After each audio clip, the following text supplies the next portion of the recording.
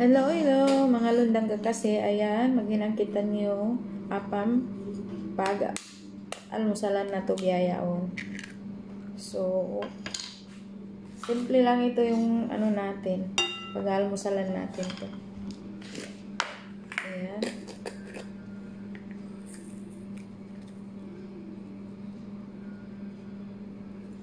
Asukal, oil.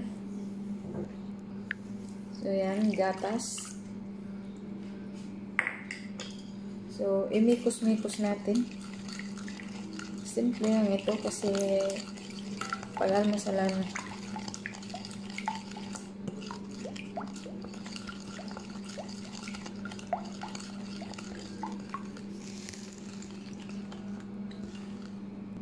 Yan, kunting asin.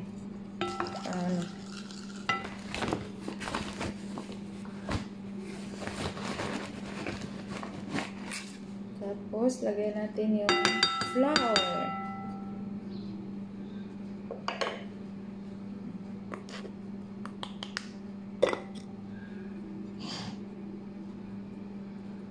Sa laon kasi may bukol-bukol.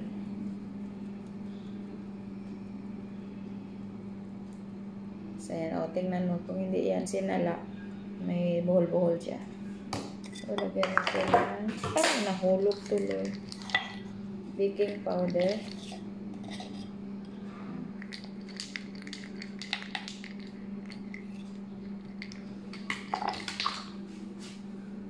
Nahulog tuloy.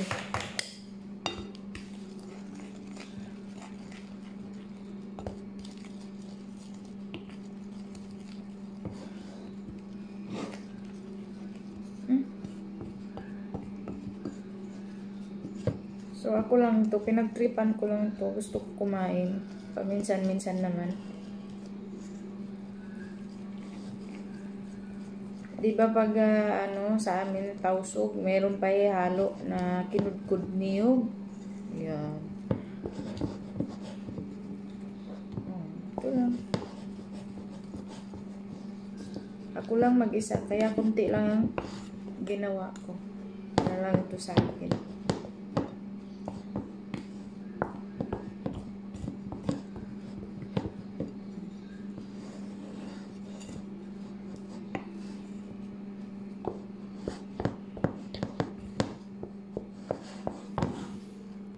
So, ayan, lutuin natin. Lagyan natin sa kawali. Lagyan na mantika para di magdikit.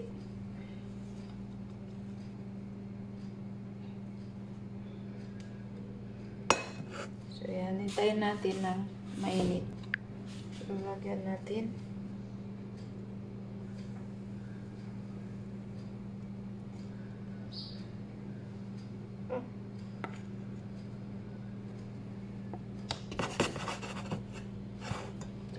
Takpan natin. So, ayan, mag-inom ako ng tubig jam-jam. Parang ginawa ko naman ito gamot. Yung tubig jam-jam, alhamdulillah, yung yung sugar, ma-maintain na okay. Ayan. So, umiinom ako ng jam-jam nung wala pang laman ng aking tiyan. 4, 6, 8, 10. Tsaka ito yung habasuda na tinatawag nila. Ito, gamot din daw. So, inshallah, gumanda yun.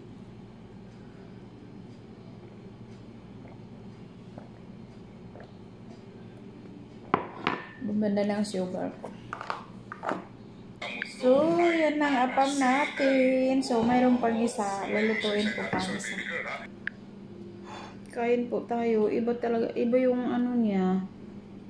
Texture ng apam ko.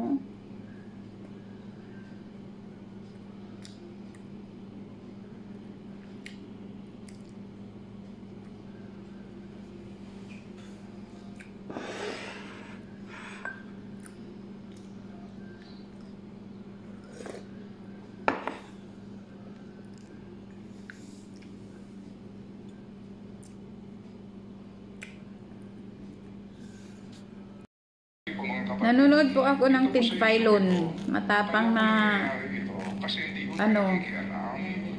tagapagsalita sa Pilipinas, yung kumukontra sa mga korupsyon. Ilang araw siya, maybe 2 days na nag-live siya, wala siya sa station niya. So ngayon nakabalik niya. Kasi dito mga kapatid mamaya hindi mayin po natin ito ulit. Itong issue po ng budget na ito para niyo maintindihan kung gaano ka-importante. Lalo pa at sa pinakahuling balita po ng Treasury Department natin.